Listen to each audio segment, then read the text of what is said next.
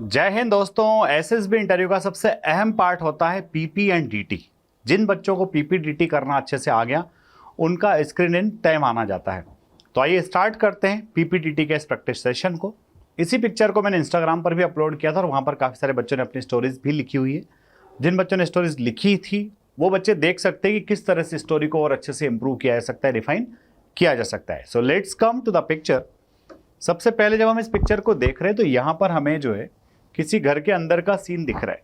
ठीक है, रूम के अंदर का सीन दिख रहा है। यहाँ पर हमें विंडो दिख रही है। हेयर स्टाइल से हमें लग रहा है कि ये जो है फीमेल है और इनके सामने एक टेबल है। टेबल पर हमें जो इंस्ट्रूमेंट दिख रहे हैं कीबोर्ड या फिर पियानो है। ठीक है, तो जब इतना सारा आपने एकदम सही तरीके से ऑब्जर्व कर लिया, जब पिक्चर को आपने तरीके से देख लिया कि the girl sitting on the chair, table पर उसके सामने पियानो रखा हुआ है, हवादार कमरे में बैठी हुई है, तो इसका मतलब सिंपल सी बात है कि शी इज प्रैक्टिसिंग पियानो। तो अब हम इसमें क्या लिखें, कैसे लिखें? तो सबसे पहली बात कि नंबर ऑफ कैरेक्टर्स क्या है भाई। सबसे पहले तो फीमेल है, एज ग्रुप मान लिया जाए कॉलेज गोइंग गर्ल है तो 21। मूड इसका कैसा है? पॉजिटिव है। चूंकि नंबर ऑफ कैरेक्टर 1 है और वही आपका हीरो है, चाहे इस स्टोरी को बॉय लिख रहा होगा या फिर गर्ल लिख रही होगी, पीपीडीटी में आपको जो दिख रहा है वही बंदा जो है एज ए हीरो लेना है, आपको अलग से हीरो लेकर के नहीं आना है। ठीक है, तो फीमेल है, 21 ईयर इनका एज है, मूड कैसा है? पॉजिटिव है। ठीक है, और एक्शन में आप क्या लिखोगे? एक्शन में जो भी आपको एक्शन आ रहा है, जैसे मुझे तो ऐसा आ रहा है कि practising playing piano at home. क्या लिखा मैंने? Practising playing piano at home. घर में ये पियानो बजाने की प्रैक्टिस कर रही है। अब जब हम स्टोरी लिखेंगे तो फिर उसमें लिखेंगे कि ये घर पे पियानो क्यों बजा रही है, इसने आखिरकार क्या किया और कैसे किया।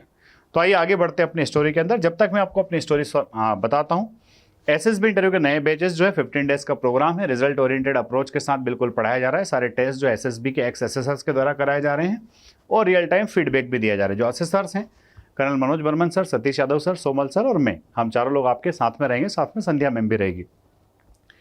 तो देखो अब स्टोरी मैंने क्या लिखा है। लिखा है Radhika a college going student was passionate about music. Radhika जो है कॉलेज गोइंग गर्ल है और वो म्यूजिक के लिए काफी पैशनेट है।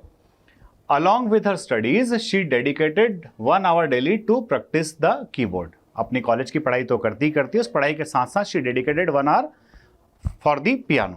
She had a goal to participate in the upcoming inter college cultural fest.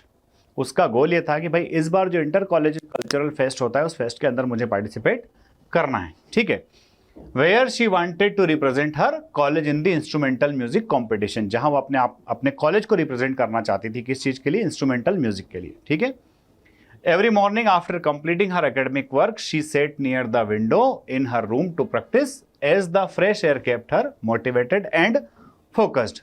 Her consistent practice improved her confidence. पढ़ाई लिखाई के साथ में वो क्या करती थी? अपने पियानो के साथ प्रैक्टिस करती थी। कंसिस्टेंटली उसने प्रैक्टिस किया तो उसका कॉन्फिडेंस और अच्छा हो गया और जबरदस्त हो गया। ठीक है, on the day of the fest she perform beautifully, earned loud applause from the audience and securing the first position. Performance जिस दिन किया है उस दिन काफी तालियां मिली है लोगों से और जो है फर्स्ट पोजीशन उसने सिक्योर किया। Her dedication not only brought glory to her college but also inspired her friends to pursue their hobbies with seriousness. ठीक है, उसने जो काम किया उससे ना सिर्फ उसके कॉलेज को ग्लोरी मिली बल्कि उसके दोस्तों को भी लगा कि यार ऐसा जो इसने किया है, राधिका ने जो किया है, वैसा हम भी कर सकते हैं। अब उन्होंने भी अपनी हॉबीज को परस्यू के लिए वो इंस्पायर हुए। तो आपने देखा कि पूरी स्टोरी जो एकदम वेल नेटेड स्टोरी है। पहले हीरो का इंट्रोडक्शन कराया गया है, उसके बाद हीरो के सामने कोई टास्क रखा गया है और उस टास्क को अचीव कराने के लिए उससे वो सारे एक्शंस कराए गए हैं जिन एक्शंस के थ्रू आपका हीरो अपने टास्क को कंप्लीट कर सके। और टास्क के कंप्लीट होने के बाद कंप्लीशन वाला जो पार्ट है जिसको हम टेक अवे कहते हैं या फिर उसको final conclusion of the story कहते हैं, वो भी एकदम सिस्टमेटिकली लिखा गया है। तो अगर आप इस तरह से वेल नेट स्टोरी लिखते हैं तो डेफिनेटली आपके रिकमेंडेशन होने के चांसेस, स्क्रीन इन तो आप हो ही जाओगे। इसी टाइप का स्टोरी राइटिंग आपको हेल्प करेगा साइकोलॉजी के अंदर भी। अगर आपको एसएसबी इंटरव्यू की तैयारी करना है तो आप आइए मेरे साथ, हम लोग मिलकर के प्रिपरेशन करते हैं, आपके रिकमेंडेशन की राह को सुनिश्चित करते हैं। वीडियो अगर अच्छा लगा है तो इसको लाइक शेयर सब्सक्राइब करना ना भूलें। जय हिंद, जय भारत, इंकलाब जिंदाबाद, भारत माता की जय।